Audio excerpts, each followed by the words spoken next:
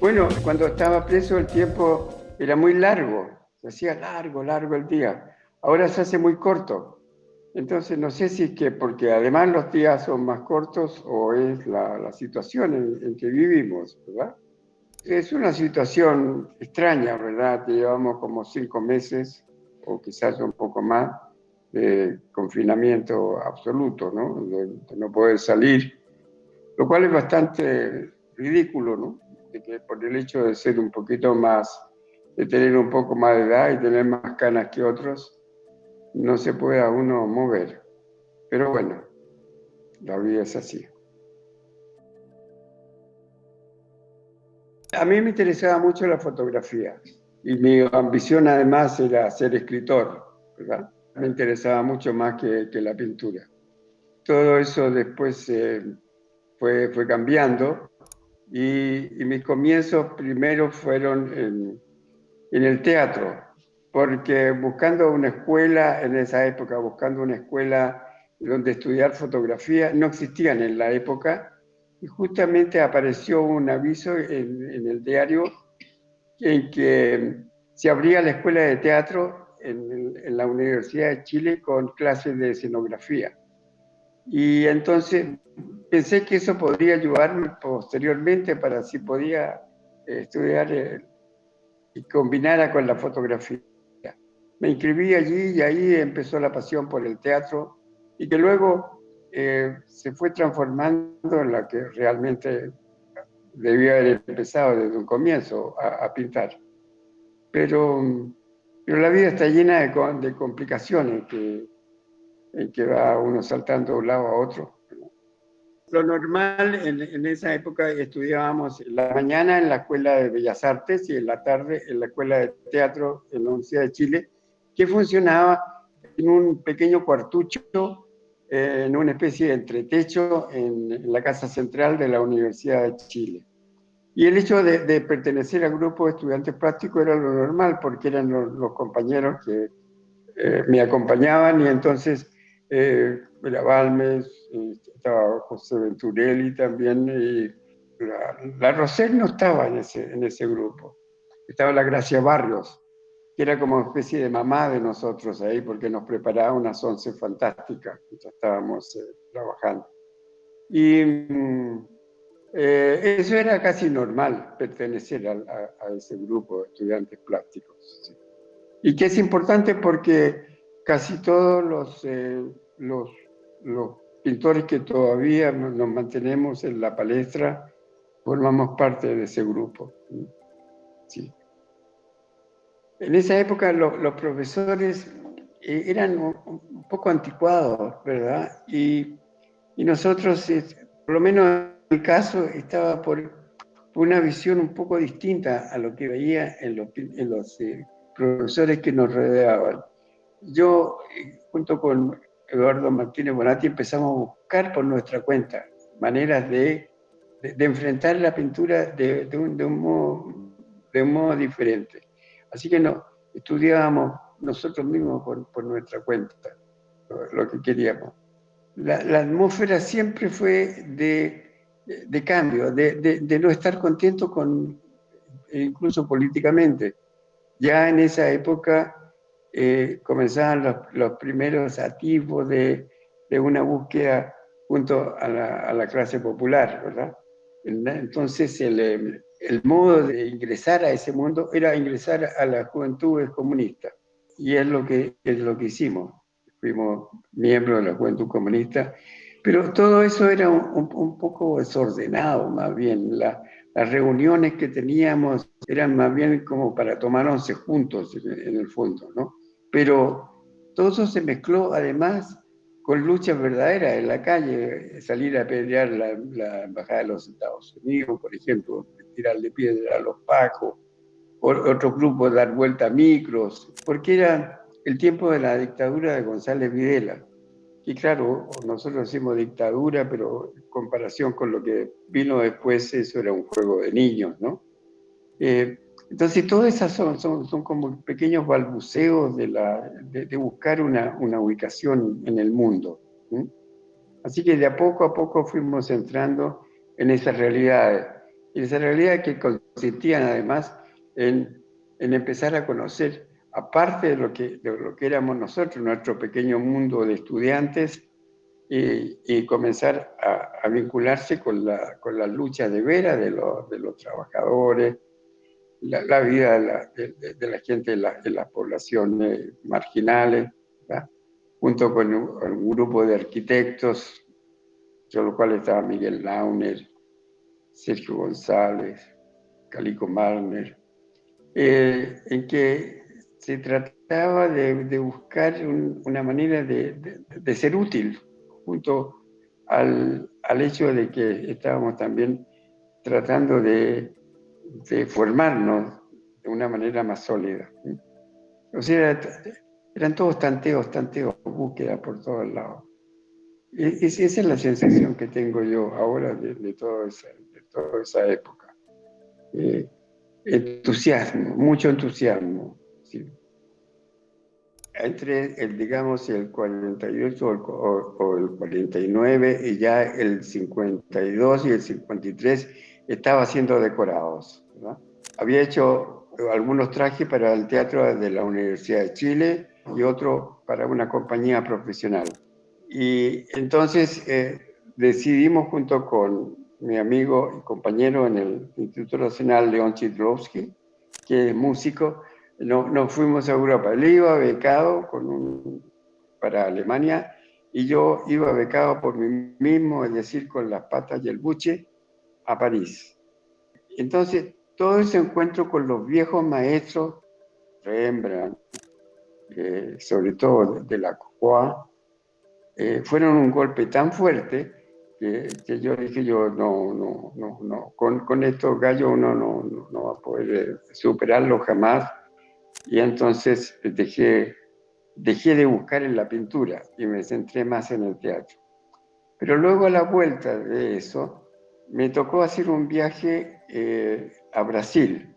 Y allí descubrí esa realidad nuestra, la vida que se veía allí, el paisaje distinto, eran un mundo que me pertenecía mucho más y en el cual era posible entrar, como quien dice, a bucear, a, a nadar, a sumergirse en ese mundo, y ese era el mundo que tenía yo que afrontar.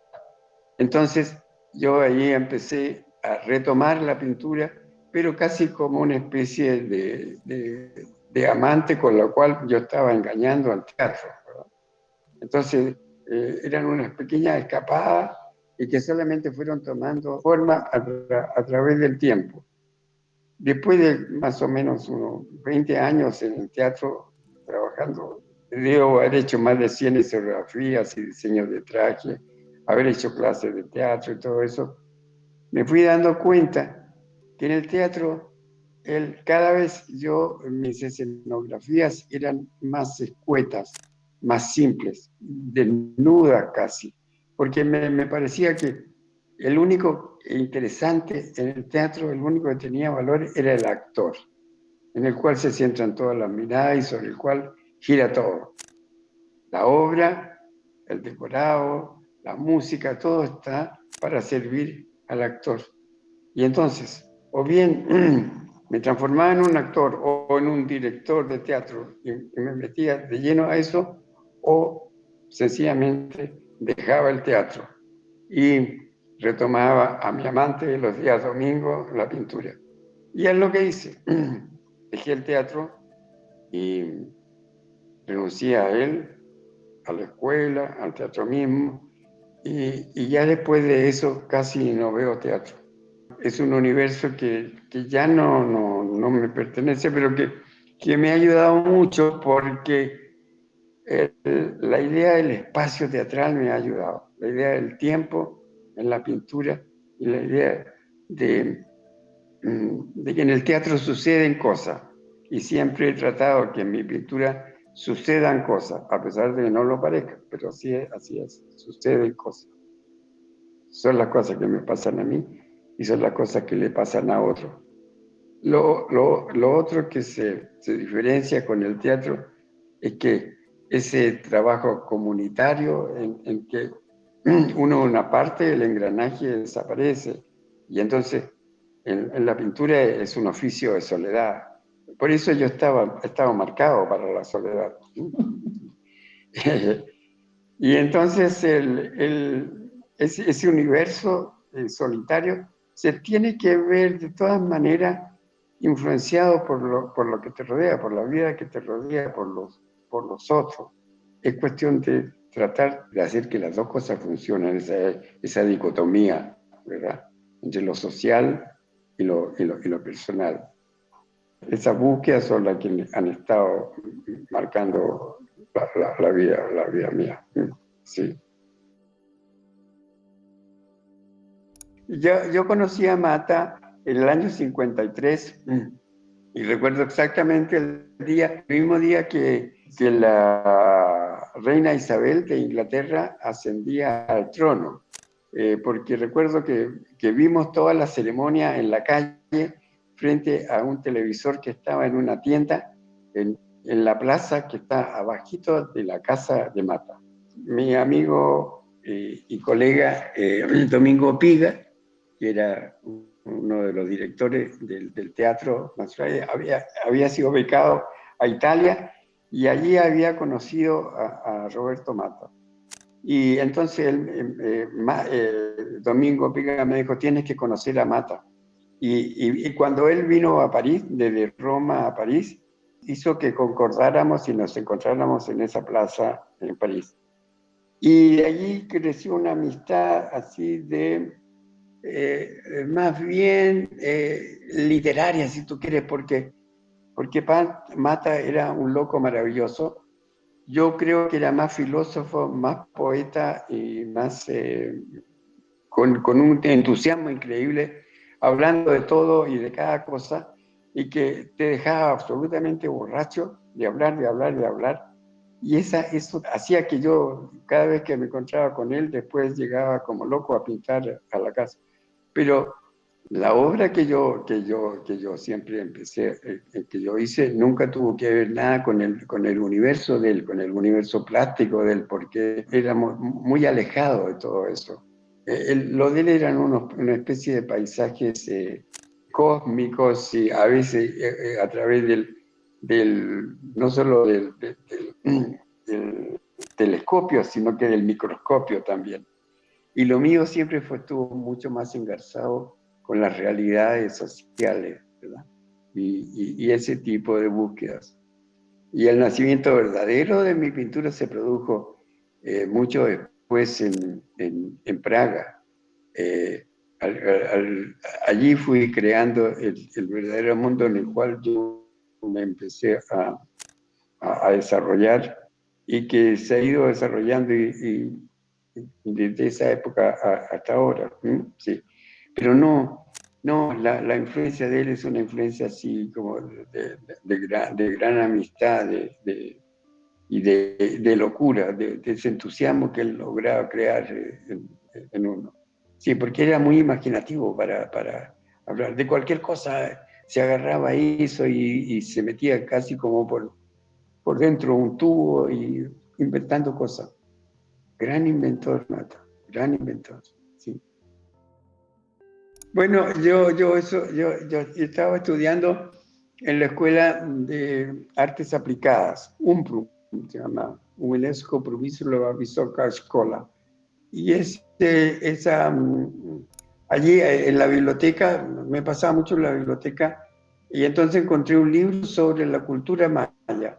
Y comencé a hacer unos dibujos a partir de eso, y entonces el, me llamaba la atención la disposición que es casi como un cómic, que hay pequeños munditos creados en torno a los números, a las letras. Y además habían dibujos de los personajes importantes, me imagino que eran sacerdotes o autoridades, en que estaban llenos de plumas, de elementos erizados, así como lanzas, púas. Y entonces eso yo lo comencé a mezclar con los techos de Praga, que es como una especie de mar, ¿sí?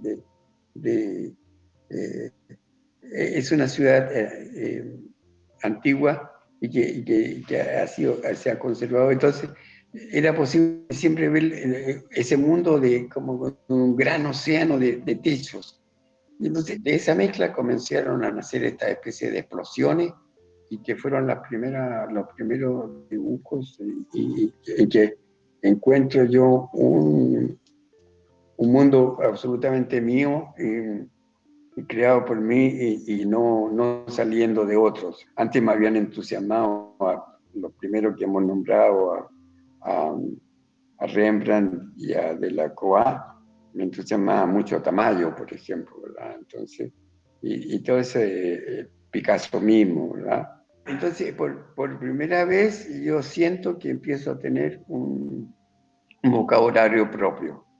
Y de ahí se ha ido creando siempre un vocabulario absolutamente propio, malo o bueno, lo que sea, pero es mío nomás, de nadie más. Yo, como partía siempre de realidades, partía muchas veces de fotografías que uno encontraba en los periódicos, en las revistas, en el caso en la época de Nueva York, es la época en que está la guerra, Estados Unidos está en guerra en Vietnam. Entonces, una guerra absurda en que mueren ahí de manera estúpida eh, miles de seres humanos y que Estados Unidos al final termina perdiéndola, derrotado por un enemigo casi sin armas, ¿verdad?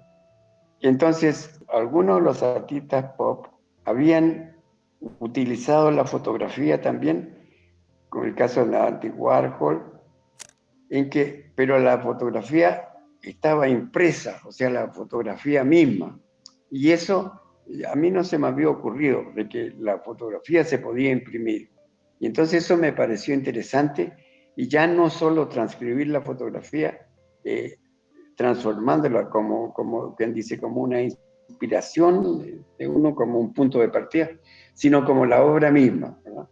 Y a mí me da la impresión de que al mismo tiempo, o antes o después, también estaba Richter en Alemania haciendo lo mismo, utilizando la fotografía. Era el impacto de la fotografía, porque esa guerra fue fotografía entera. Eh, Siempre estaban apareciendo imágenes. Y entonces, la película que hicimos con Maurice Amar, que se llama El mundo de Guillermo Núñez, tiene que ver con ese mundo que yo descubro allá y que es esa guerra y que la trato de transformar. Entonces, aún no utilizaba la fotografía, sino que la fotografía era el punto de partida que yo iba deformando o transformando en otro mundo, en un mundo más plástico. Entonces hicimos una exposición de mis obras en el loft donde él vivía. Él vivía los lofts son unos espacios enormes, es todo un piso de un edificio absolutamente vacío, entonces que ahí se puede vivir y se puede trabajar. Entonces eso se lo transformamos en un momento determinado en una galería y hicimos una exposición de un día en que invitamos a algunos amigos, amigos míos, amigos de Maurice y otras personas que no sé cómo llegaron. Entre ellos venía un grupo de muchachos que eran unos chicos muy pobres, y que tenían una universidad marxista, imagínate, en esa época una universidad marxista en Nueva York. Entonces, ellos, cuando se les invitó a que hablaran sobre lo que habían visto, dijeron, nosotros no vemos aquí el Vietnam, ni la guerra, ni ningún compromiso por ninguna parte. Yo me defendí como gato de espalda, ¿no? Explicando, qué sé yo, los puntos de partida, pero ellos dijeron, no hay caso, nosotros eso no nos dice nada. Y Y eso me siguió dando vuelta y coincidió casi con mi vuelta a Chile. Y ahí empecé a darme cuenta que lo que yo quería decir tenía que ser más explícito. ¿Eh?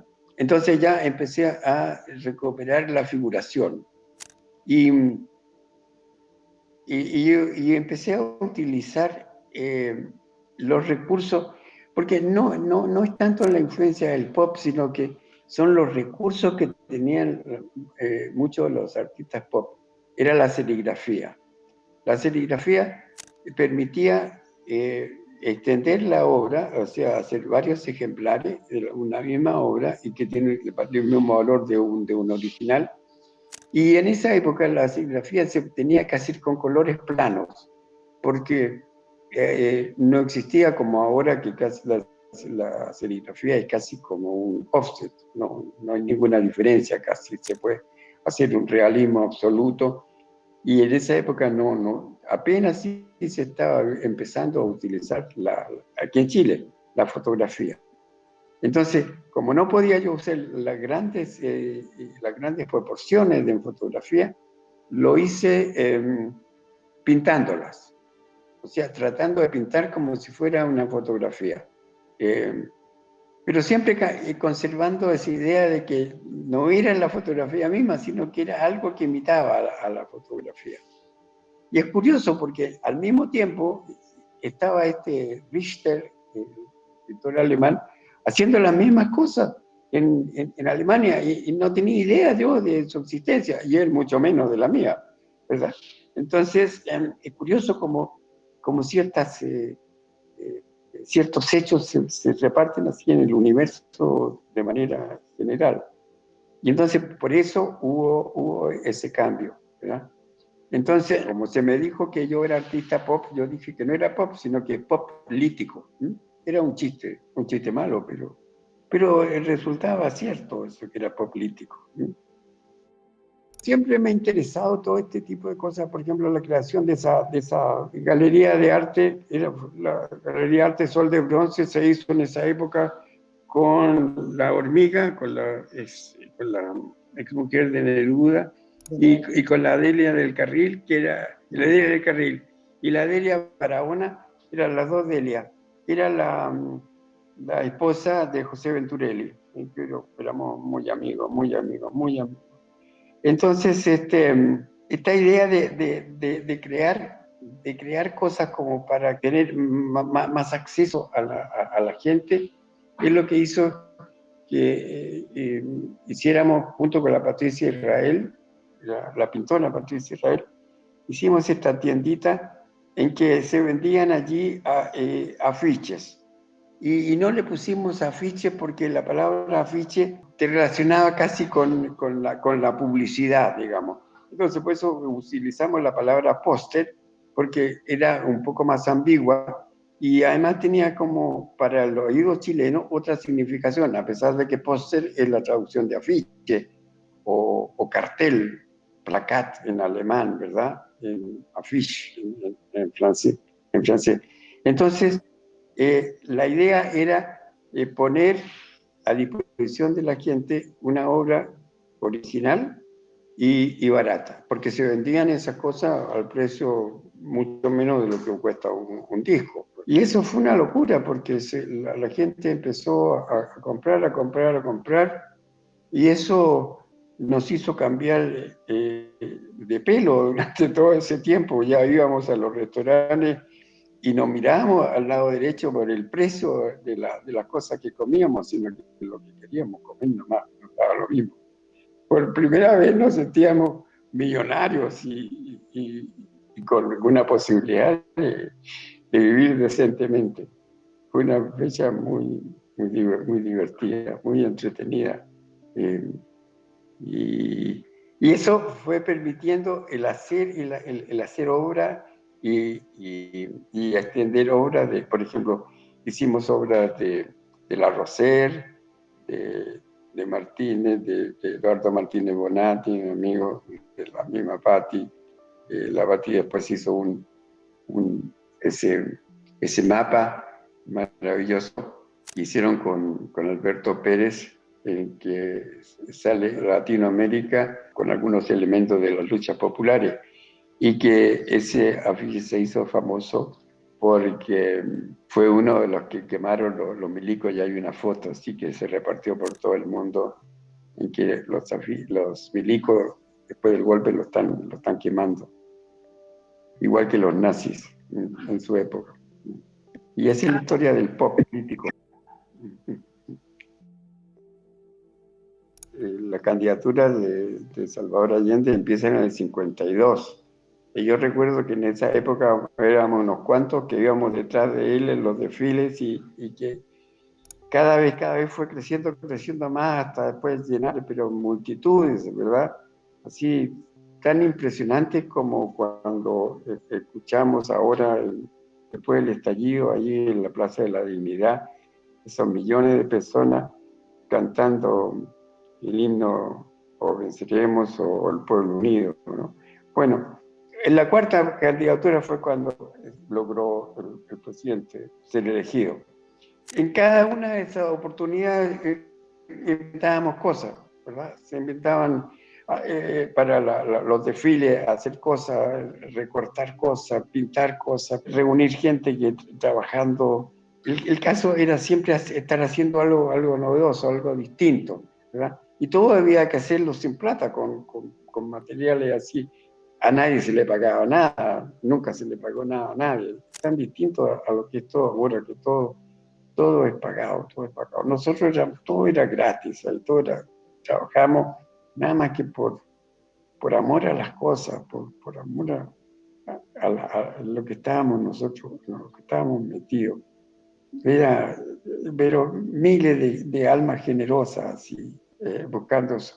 Bueno, digo, la última, eso, los políticos te pueden hablar mejor de eso, que llegan a unirse varias fuerzas hasta que se llega a constituir lo que se llamó la Unidad Popular, el Partido Radical, el Partido Comunista, el Partido Socialista y otras fuerzas independientes, entonces que formaron este, este conglomerado llamado Unidad Popular.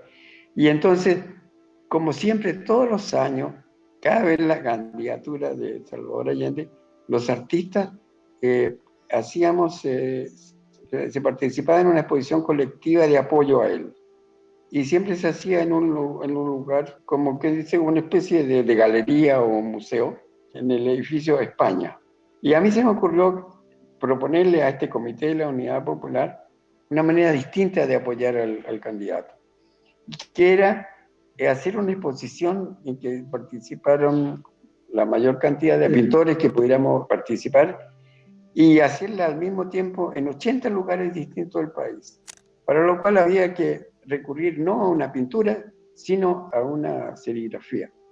Entonces se organizó esto, se dio una fecha de límite y la inauguración fue para el día 29 de agosto, o sea, estamos muy cerquita, a pocos días de las elecciones. Y hubo muy poco tiempo, entonces llegaron al final 36 o 37 artistas y cada uno llevaba un boceto que había que después realizar en escenografía con 3 o 4 colores como máximo, ¿verdad? Y se imprimieron de esos 200 de cada uno y los exhibimos organizados por las Juventudes Comunistas y Juventudes Socialistas en 80 lugares distintos del país, en todo el país, y se inauguraron el mismo día y en Santiago fueron inaugurados por el presidente Allende, que no era presidente todavía, pero para nosotros sí lo era, en una carpa de circo que ubicamos en el frontis de la Escuela de Bellas Artes, el lugar que ahora es el Museo de Arte Contemporáneo, ¿no? Y ahí se realizó esta exposición y entonces esas serigrafías se repartieron a todo el país, una parte de ellas, y otras se vendían allí, ¿no? En los otros lugares se juntaban otros pintores y que incluían ahí obras y se mostraban esas y ahí quedaban.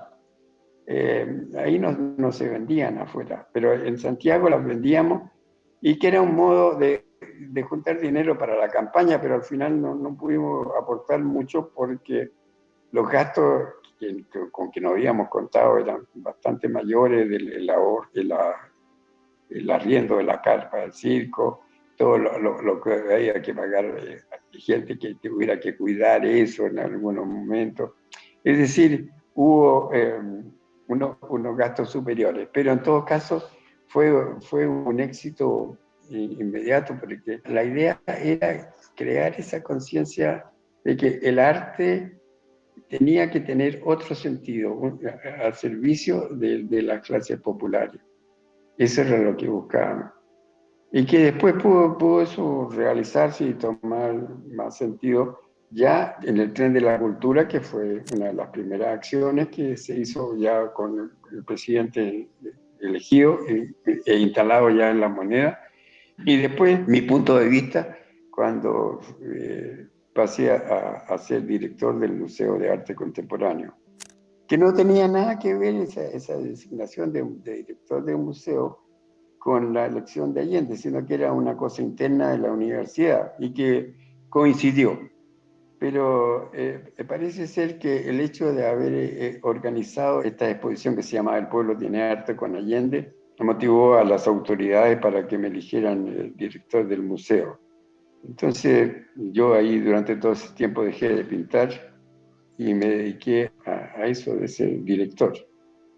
El peor director de museo que haya existido, porque lo que yo buscaba no era un museo, era otra cosa, era el hacer de ese lugar un lugar de encuentro entre el arte, la cultura y las clases populares. Y es lo que hicimos durante 1 o 2 años en que estuve dirigiendo ese museo.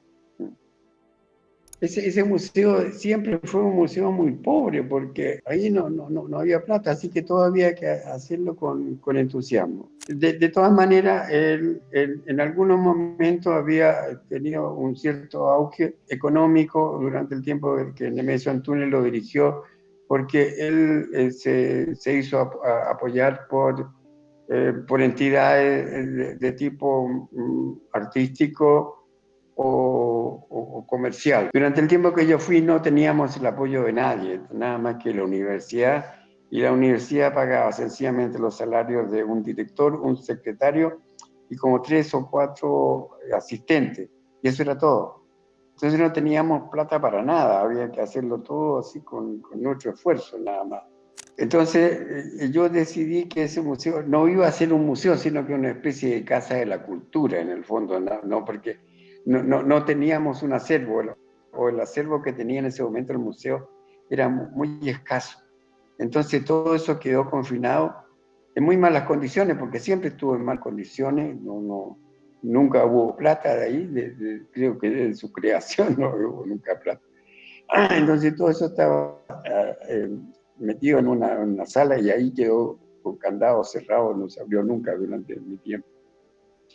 Entonces todo lo que hicimos fueron exposiciones que contaban con un apoyo de los participantes, no solamente con el entusiasmo y con lo que podíamos conseguir a veces de imprimir alguna serigrafía como afiche, y eso podía pagar por lo menos la impresión del afiche, ¿verdad? No quedaba nada, pero el afiche se lograba pagar. Todo eso porque, bueno, yo tenía la experiencia del poster show. Entonces allí, por ejemplo, hicimos una exposición de las brigadas muralistas. Me parecía a mí que esa idea del arte en la calle tenía unas características tan especiales que era interesante y que también tuviera ese recogimiento que puede tener un museo o una sala de exposiciones. Sigamos llamándole museo porque se sigue llamando museo. Entonces, yo invité a las dos brigadas socialistas, al brigada socialista y a la brigada comunista, a exponer allí. Y para esa ocasión, el Mono González hizo el afiche de la brigada Ramona Parra. Y yo tengo aquí esta tarjetita. Esta tarjeta está impresa en Italia. Cuando se hizo la Bienal de Venecia, le dedicó a Chile el año 74. La Bienal de Venecia estuvo dedicada a Chile. Entonces, este afiche fue uno de los que se exhibieron allí. Entonces, incluso fue un poco complicado porque las mismas autoridades universitarias de la época no estaban muy de acuerdo con esto de que la brigada fuera... Así que tuve que pelear mucho para que dieran el visto bueno de lo que se podía hacer. A regañadientes lo dieron, y cuando después vieron el éxito que tuvieron, se lo adjudicaron ellos. Bueno, pero así es la vida. La inauguración se hizo con los muros vacíos, una parte del museo con los muros vacíos, había otra sala en que estaban todos los documentos de cómo funcionaban las brigadas, y llegaron los muchachos con sus tarros y pintura y pintaron los muros del museo. O sea, se mostró ahí cómo eso realmente funcionaba. Era una especie de acción de arte, esta cosa. Y allí quedaron eso. Después hubo que repintar todo eso después. Esa fue una de las exposiciones. Otra exposición fue de los grabadores de la granja.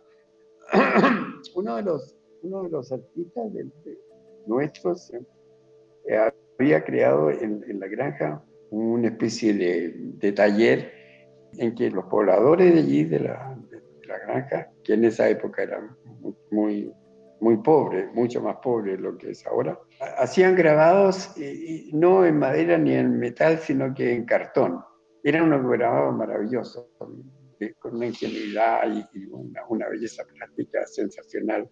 Entonces yo me entusiasmé y hicimos una exposición y yo hice imprimir, ahí lo sé, solo tuve que pagar con mi plata el afiche que se hizo de esa, y la ilustración que tenía este afiche era de un panadero que era un gran grabador, muy hermoso.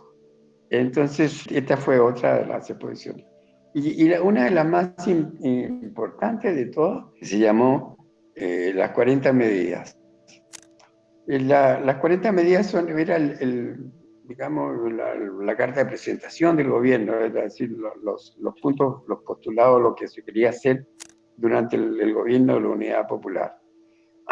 Entonces, logramos juntar a todos los pintores que apoyábamos al presidente Allende y al movimiento en que estábamos, y cada una de estas medidas fue abordada por un grupo de pintores, no uno solo, sino que como eran tantos, entre varios se hicieron esta proposición. Entonces era interesante hacer trabajar a los pintores y que, bueno, ya te he dicho, nosotros somos unos bichos solitarios, estamos encerrados en nuestros talleres, ¿verdad? En cambio, allí había que juntarse con los otros y buscar una manera de entenderse y llegar a plasmar algo unitario. Ese fue interesante porque todos se juntaron entre los amigos, los que más se entendían, y eligieron cada uno una de las medidas. Y además, otra cosa, como no había una subvención total para darle a nadie plata, cada uno tenía que apañarse. La mayoría lo hizo con las posibilidades que tenían cada uno, o algunos consiguieron con amigos, qué sé yo. Pero el caso es que se logró hacer todo el museo entero y con algunas instalaciones bastante grandes y muy ingeniosas todas. Entonces tenía que ser que no se desviara políticamente de la idea que se quería expresar, pero que no se transformara en un panfleto, sino que fuera solucionada con métodos plásticos, con métodos artísticos. Entonces tenía que primar, en cierto modo, el ingenio, la calidad plástica y todo eso. Fue muy hermoso. Desgraciadamente en esa época nosotros nada se fotografiaba, no teníamos esa idea de guardar cosas, no se nos habían ocurrido. De modo que solamente nos quedan el recuerdo de todo eso, de lo que se hizo. También después hicimos algunas exposiciones de no a la Bienal Gorila contra la Bienal de Sao Paulo en Brasil, que era durante la dictadura. Nosotros nos negamos a participar como chilenos, y una exposición de cubanos en Chile y otra nuestra allá en La Habana. Y también allí se inauguró el Museo de la Soledad Salvador Allende, que es la colección que los artistas del mundo entero enviaron como un apoyo al régimen de la Unidad Popular durante esos años, a pedido del presidente Allende. Entonces, La inauguración de esa se hizo ahí en nuestro museo, un museo, con la presencia del presidente. En todo caso, el presidente iba a a todas estas inauguraciones. Él decía, este es mi museo favorito. Y incluso una vez me dejó un cheque para poder, un cheque personal de él, así como para ayudar a lo que pagáramos. Debía haberlo guardado yo ese cheque porque tenía la firma de él, ¿no? Entonces, pero bueno, no sabíamos todavía que el presidente se iba a transformar en un monumento, en una estatua, y que todo lo que hubiera tocado él iba a tener un valor distinto. Era un amigo más, nada más, allí. Bueno, yo dejé todo eso, todo mi trabajo práctico postergado por todo eso, porque había que estar metido así a concho en todo este asunto.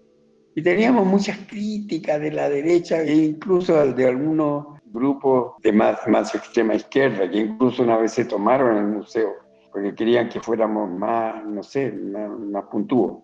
Entonces todo eso fue haciendo que yo dejara postergado mi trabajo y terminé dejando el museo y me dediqué a hacer una serigrafía por mi cuenta, toda una serie en que mezclaba yo la idea de afiche y la idea plástica. Entonces, me interesaba mucho la tipografía. Entonces hice algunos de esos que eran sencillamente un letrero que decía, uno era, por ejemplo, ser libre de participar. Era un texto de la Revolución de Mayo del 68, en París. Y otro que era algo que se gritaba en la calle, los momios a la cresta. Entonces, y eso estaba escrito y eso en una de las exposiciones ocupé toda una muralla lleno de esos lecheros que lo único que decían era los momios a la cresta. Entonces siempre la idea era estar buscando el punto donde uno podía mejor disparar, ¿sí? Que bueno, no eran las armas que después nos dispararon a nosotros, ni las bombas que cayeron sobre la moneda, eran otras. Más cariñosas. A mí se me ocurrió que el día que el presidente llegaba a la moneda y se hizo una fiesta frente a la moneda, en lo que es entre la moneda y la Alameda. No, no eran esos jardines que hay ahora, sino que era una explanada, pavimentado todo eso ahí. Entonces ahí se hicieron unos stands y se hizo una fiesta popular. Entonces yo había imaginado que podíamos repartir obra a la gente. Y entonces conseguí con una imprenta que nos imprimió una carpetita con 16 dibujos de artistas que participaron allí. Ellos nos entregaron no la carpetita armada como para entregarla uno a uno, sino que cada uno de los 16 dibujos y la tapa aparte. Entonces, armar esos 10.000 no teníamos cómo hacerlo. Lo que se me ocurrió es que podíamos colocar unas mesas, unos mesones largos allí y colocar estos montoncitos de obra y la gente agarraba la portada, la tapa y iba metiendo, iba sacando uno a uno los dibujos y lo iba armando. Entonces eran unas colas, como las colas ahora, pero en esa época no, en esa fiesta no se usaba mascarilla. Y así regalamos todos esos 10.000 que se repartieron a la gente. Sí. El dibujo mío era una lengua y que decía vencimos, y que después esa lengua se empezó a difundir también como una especie de sacarle la lengua, una especie de chiste, ¿no? Que habíamos ganado. Después ya, cuando empecé a trabajar en la serigrafía que yo hice, la idea era de la cosa política. Entonces yo creé unos personajes que eran los momios, y que eran unos tipos que tenían muchas patas, ¿no? Entonces estas serigrafías iban a ser expuestas en las empresas nacionalizadas. Íbamos a repartir todo eso, pero llegó el golpe y eso quedó ahí que no se pudo exponer nunca. Y solamente se pudieron exponer alguna vez después en el exilio ya en Europa. Sí. Ahora, felizmente, mucha de esa obra está en el Museo Reina Sofía, que las ha adquirido. Ellos tienen eso, ese trabajo ahora. Todos esos 120 y tantos días preso, con los ojos vendados de noche, me hace hacer una serie de dibujos que nunca fueron expuestos y que iban a ser expuestos juntas a otra exposición de la jaula. Y que solamente se puede hacer la de la jaula porque de nuevo me tomaron preso, de nuevo preso, y de ahí la expulsión de Chile, ¿verdad? Y el matrimonio en Cuchulcaví con la Sole. Lo que pasa es que como nos daban una cazuela, es divertido porque nos daban una cazuela con carne en Cuchulcaví, en el campo de concentración. Entonces con uno de los huesos de la cazuela y con un clavito hice un anillo. Imagínate, teníamos todo el tiempo, era como otro confinamiento, como el de la pandemia, más o menos, lo mismo. Entonces teníamos todo el día para nosotros, para hacer esas cosas. Porque ya en esa época, en comparación con lo que había pasado antes, era como estar en el hotel, en el Hyatt, ¿verdad? Los campos de concentración. Nos hacían hacer trabajo forzado, cosas así de ese tipo, pero no había el temor a desaparecer como era antes en el confinamiento y la reclusión en los lugares clandestinos en que nos tenían. Ese es el comienzo de una felicidad que dura hasta ahora. 45 años llevamos juntos. No sé. Es casi como la dictadura. Por suerte ha durado más que la dictadura.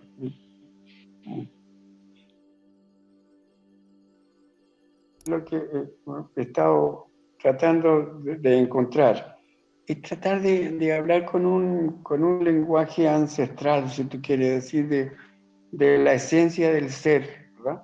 He podido activar en cierto modo, ¿verdad? Me ha interesado mucho el trabajo de los calígrafos chinos, por ejemplo, en que es muy esencial todo lo que se hace, siendo lo más escueto posible. Y ahí descubro yo que es el camino de muchos pintores. Por ejemplo, Velázquez era un pintor que siempre buscó estar inmerso en la realidad, buscar una realidad, pero dicha con la menor cantidad de vocabulario posible, solamente lo esencial. Claro, vivieron otras épocas en que lo figurativo era lo que marcaba todo eso, pero con ese mismo espíritu, muchos pintores como Matisse, por ejemplo, han tratado de encontrar lo mismo. Y en el caso de Matisse es maravilloso porque él es el pintor que pinta la felicidad. En algunos momentos he tratado de pintar esa felicidad, pero a lo único que llego es a algo que podría haber sido firmado por Matisse y no puedo tener el descaro de hacer eso. Él hablaba siempre de calma, luxe, volupté, calma, lujo y voluptuosidad. Él creía en esa dicha que quería que el espectador lograra. En cambio, utilizando, si tú quieres, los mismos elementos, yo he querido mostrar el desajuste que hay en la vida, el desajuste que hay socialmente, el dolor que sufren la mayoría de los seres humanos, ya sea por la pobreza o por tantas otras cosas, y sobre todo por la dictadura y por las opresiones y por la violación de los derechos humanos, y ese dolor. Y entonces he utilizado esos mismos elementos, en el cual se evaden los pintores, o sea, dejar de lado que moleste un poco, lo he buscado a propósito. Incluso el mismo fracaso que uno siente constantemente me ha servido para poder expresarme, como quien dice, expresarse así como de lugar, pero con todo el alma, digamos, ¿no? Sí, sí. Es difícil hablar de esta cuestión porque es tan íntimo, ¿no? Sí, sí. Pero bueno, esta mezcolanza, ¿no? Al final de cuentas uno piensa que puede ser muy indecente hablar solamente de la belleza, ¿no? Pero es que además la necesitamos, si necesitamos el amor y necesitamos la belleza, y son muy importantes para la vida. La educación de los niños, yo pensaba hoy día, tendría que estar mucho más centrado en esas cosas, porque eso lo acercarían más a la esencia del ser humano, ¿sí? Y que ahora desgraciadamente está tan separada por la tontería. Por ejemplo, hace 2 días atrás han destruido unas compañías de constructoras, han destruido los bosques nativos arriba en Peñarolén, bosques milenarios y con vida ahí de todo tipo, la vida forestal y la vida de los bichitos que están ahí, los pájaros, las flores, todo eso, el aire, todo eso, lo han destruido para construir allí casas y casas y que además están construyendo sobre una falla ecológica que puede hacer que un día esto todo se venga abajo y se destruya todo eso. Y todo eso por juntar más dinero. Entonces es abyecto todo eso. Y la tontería eso de no de destruir el planeta, que es lo único que tenemos, ¿verdad? ¿Y qué van a hacer con los billetes de estos tipos? No sé, no lo entiendo esa cuestión. Me acorda, ¿no? Me acorda. Es muy loco, algo raro pasa aquí. No puede ser tanta estupidez, porque hay mucha estupidez en todo eso. Les dieron permiso para salir y lo primero que fueron a comprarse zapatillas. ¿Has visto tonterías más grandes? Andan comprando tonterías ahí en los malls, ¿no? Están muy desquiciados los seres humanos ahora. Quizás vivíamos más felices cuando no habían todas estas cosas tan impresionantes que hay ahora. Todo este mismo barato que estamos viendo ahora, estamos conversando nosotros, a lo más que de niños teníamos era la radio, que era moderno en esa época, ¿verdad? Y no había calefacción en las casas, no teníamos agua caliente, agua fría nada más, y las casas se calentaban con brasero. No había en estos malls, había que ir a la esquina y comprar ahí o la carne, el panadero, todo eso. Pero eso era una vida maravillosa, era humano, era a la altura de uno. Ahora con tantas cosas estamos mucho más separados. Imagínate, o sea, estamos conversando nosotros, pero no nos podemos dar la mano, por ejemplo. Y en la calle, ahora menos todavía, si la gente no se ve, porque incluso si se ponen ya anteojos negros y la máscara esa de los bandidos, porque los bandidos usaban esas máscaras para que no los reconozcan, entonces nadie se conoce ahora, ¿no? Entonces esto es aberrante, no puede ser, no puede ser. Yo creo que puede haber un cambio si la gente piensa no solo en su vida personal, o sea, de cada uno. Mira, el estallido tenía una cosa, todos esos desfiles en la calle, todas esas manifestaciones eran interesantes porque cada uno llevaba su afiche, digamos, con su visión del asunto, con su pedido. No habían eh, estos afiches todos iguales como tienen la gente de la derecha, que todo está impreso y cada uno lleva uno muy perfecto, todos son iguales, todos son iguales. En cambio, cada uno está explicando su propio problema, ¿verdad? Entonces, lo que tendría que haber es que esos afiches se transformaran en uno solo, o dos o tres solo, pero no hechos así industrialmente, sino que armados en la mente de cada uno, es decir, producir una unidad en o que tuviéramos conciencia de que esa unidad nuestra es la que puede realizar los cambios. Si cada uno nada más sigue con su propio letrero, no vamos a llegar nada más que a estas preciosas manifestaciones y esta sensación de tener contacto con el otro. Y va a ser nada más que eso, ¿verdad?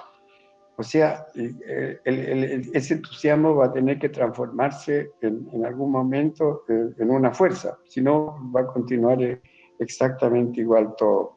Entonces, el camino es difícil, es complicado. Es de esperar que el asunto los jóvenes lo entiendan, porque ya nosotros ya hicimos lo nuestro, medio difícil. Estamos aquí nomás hablando de la retaguardia, los de la primera línea son otros, ¿verdad? Así es. Bueno, no sé, yo creo que la única manera, lo que te decía al final, es que esa idea del pueblo unido jamás será vencido se haga realidad, ¿verdad? Y que esos millones gritando en la calle y que cada vez que lo escucho me hacen llorar, se haga realidad, ¿verdad? Y que realmente el pueblo unido, el que empezando logremos ganar en el plebiscito y luego realizar una constitución que realmente represente los anhelos populares y los anhelos humanos en el fondo, porque esto es una vergüenza en lo que vivimos. Este aprovechamiento y esta, estos robos en el fondo, porque nos están robando la vida, ¿verdad? ¿No? Y se les ha regalado, se lo han llevado todo gratis. Así que ojalá sea cierto eso, el pueblo unido jamás será vencido. Yo por lo menos lo creo. Espero que otros millones lo crean. Y muchas gracias por esta conversación. Hubiera sido más entretenido haberla hecho con un tecito o un cafecito entre medio, ¿no? Pero bueno, vale la pena esta cosa de que por lo menos puede salir un poquito de la rutina diaria.